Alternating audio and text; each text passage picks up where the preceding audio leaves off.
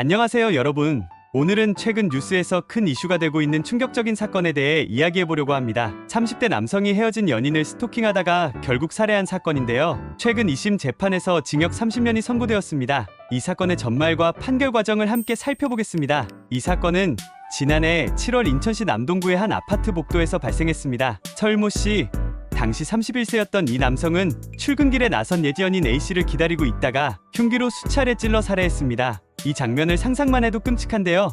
더 놀라운 것은 이 과정에서 A씨의 비명을 듣고 달려나온 A씨의 어머니까지 공격했다는 점입니다. 어머니는 딸을 구하려다 중상을 입었죠. 사건의 배경을 조금 더 들여다보면 설씨는 A씨로부터 결별 요구를 받은 이후 몇 달 동안 그녀를 스토킹하고 폭행해왔습니다. A씨는 이로 인해 큰 고통을 겪으며 경찰에 신고하고 접근금지 조치까지 신청했지만 설씨의 폭력은 멈추지 않았습니다. 결국 그 앙심을 품고 계획적인 살인까지 저지른 것입니다. 1심 재판에서는 설씨에게 징역 25년이 선고되었습니다. 하지만 이에 만족하지 못한 검찰은 항소했고 2심 재판부는 원심을 파기하고 징역 30년을 선고했습니다. 2심 재판부는 설씨의 범행이 비난받을 만한 동기와 계획적인 살인에 해당한다고 판단했습니다. 또한 범행 수법이 잔혹하여 더 무겁게 처벌해야 한다고 보았습니다. 특히 2심 재판부는 피해자의 딸이 범행 현장을 목격했다는 점을 강조했습니다. 사건 당시 A씨의 어린 딸은 피범벅이 된 엄마와 할머니를 목격하게 되었죠. 이러한 충격적인 장면은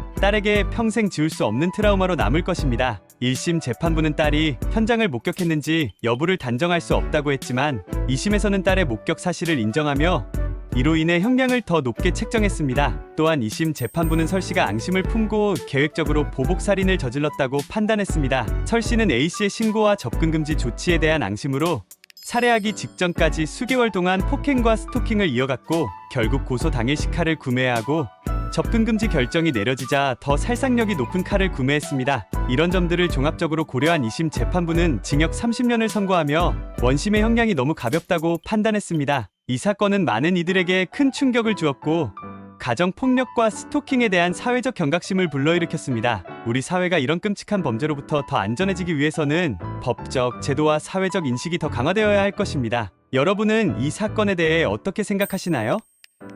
이런 사건이 다시는 발생하지 않도록 우리는 무엇을 할 수 있을까요?